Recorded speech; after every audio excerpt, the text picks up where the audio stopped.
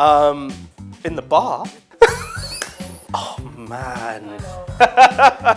I'd say it's 1 billion.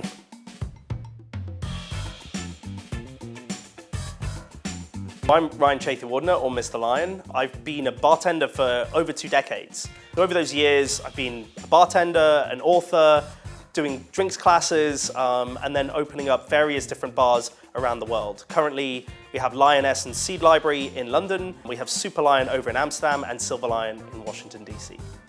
If I was to guess how many ice cubes are used around the world each day across everything, I'd say it's 1 billion. Everything that we've done to try and teach people how to make great cocktails is about, being able to control the temperature, the dilution, the arc of the drink. And ice is a kind of key component in that. It's the best way of being able to kind of practically dilute and chill your cocktail. Over the years, I've kind of strayed towards using some quite weird ingredients. But one that I'm currently using that is going in a drink that I'm very excited to showcase later as part of the Campari Academy at Roma Bar Show is some poo.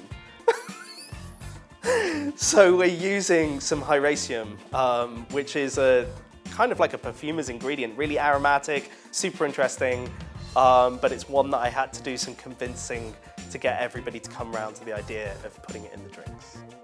The idea of not being able to taste anything at all, or being able to only taste one thing it's a really tough position to be in. People, when they lose their sense of taste, they lose their ability to socialize. So even if it was, as a creature who loves variance and change and evolution, I would stick with the idea of being able to taste one thing.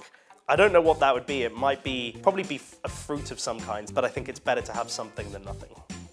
If I was to pick one drink to drink forevermore, there's a couple of contenders for it, like aperitivo, daiquiris, like Manhattans. But I think the 2 top spots that are going to battle it out are either a Scotch and soda, which I think is super versatile. It's very light, it's clean, it's layered. But I think probably the one that's going to pip it is the martini. The beauty of that is you've got lots of variance. I think it's going to be the one that's going to be the drink for the rest of my time.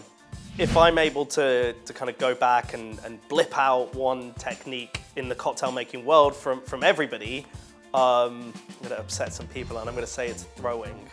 I've actually not had very many good thrown drinks. I was going to say you have to really dial it in to get it right, but I think the problem is it doesn't get quite enough aeration and it doesn't get quite enough chill or dilution, so you end up with a drink that's kind of aerated and warm.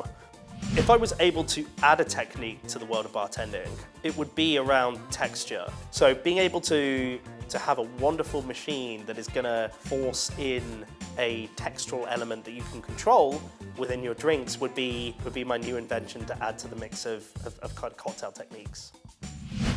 So if I travel back in time, so I'm back in the 18th century, the early days of cocktails, and if I was serving Lyan drinks to people then, I think we'd get stoned.